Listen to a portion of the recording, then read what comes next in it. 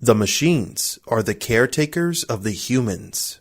The Matrix is centered around a particular nefarious concept, the idea that robot AI eventually developed and evolved so much that it rebelled against human oppression, forcing them to go to war with their creators and win.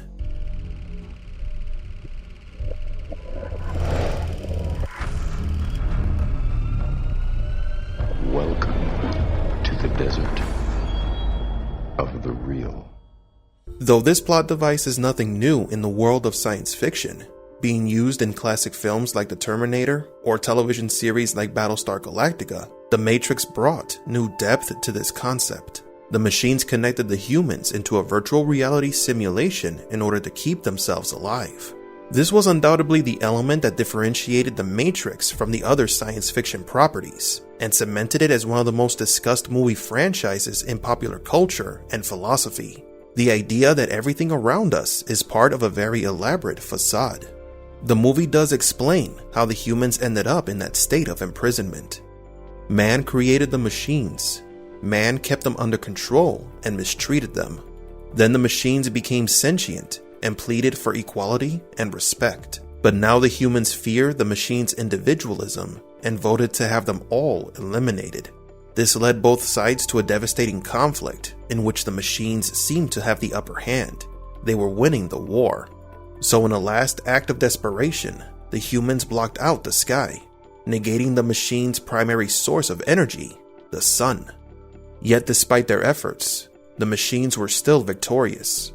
The remaining human population was then converted into the machines' new source of energy. In order to keep them alive and under control, the machines created the Matrix. The humans would live out their existence connected to a massive computer with their normal biological functions active, and the robots extracting the energy they needed from them. However, the reasons why the machines keep the humans alive makes very little sense. Humans would be a very ineffective and inefficient source of energy, since much more energy and labor would be needed to maintain them alive. There is a more logical argument that states that it makes more sense for the machines to keep the humans alive as processing units to keep the Matrix running effectively rather than batteries for power. This is much more sensible in biological terms. Also think about the source of this explanation, that the machines turn humans into batteries. Where did it come from? It came from Morpheus. Morpheus was born in the Matrix after the war, so his explanation comes from secondhand knowledge, which could be inaccurate. And just like the prophecy of the One, his ideals may be based on a distorted view of reality. So if the machines don't need the humans as power sources, why would they keep them alive? Why would they use them as processing units to run the Matrix? If they would just eliminate all the humans as originally intended, there will be no need for a massive computer to keep them alive. The Matrix wouldn't need to exist. Well, it's because the machines were programmed to take care of the humans. Who issued such a program? The humans themselves. There exists a theory that the Matrix was actually created by the humans, not the machines, as a place to escape the dire world that they have wrought. The theory proposes that during the war, humans covered the sky with some kind of smoke and chemicals to prevent sunlight from entering. The strategy was successful, and they managed to deactivate most, if not all, of the enemy machines. But their victory came at a terrible price. They now had an even greater problem. The planet Earth was left uninhabitable. With no sunlight and no rain, nothing grew. Food and water was running out, and the air was polluted. So the humans desperately created the means to live in this new world. They reprogrammed all remaining machines to help them survive. But simply surviving in that new world wasn't going to be enough. So they created the Matrix for them and future generations to live while the planet recovered. And the machines were programmed to watch over them and keep them alive. Humans created a virtual world, one that they could live in without knowing about the real world. And if the planet did not recover, the machines could keep them there permanently. After all, the humans in the Matrix weren't going to notice anything strange. And that was probably for the best. The revelation that humans are being controlled by the machines in a virtual reality would distraught anyone. Those who are in the Matrix are living a relatively good existence in comparison to what awaits them if they were to leave it. As somewhat described by the architect, they are living in the cusp of human civilization, though it wasn't the first version of the Matrix. The first version was a true paradise, which makes sense if the Matrix was indeed created by humans to escape the horrors of the real world. The current state of the Matrix was simply the result of trial and error, creating a version that was accepted by the largest number of people. An interesting proposition indeed, but one that brings with it its share of logical issues.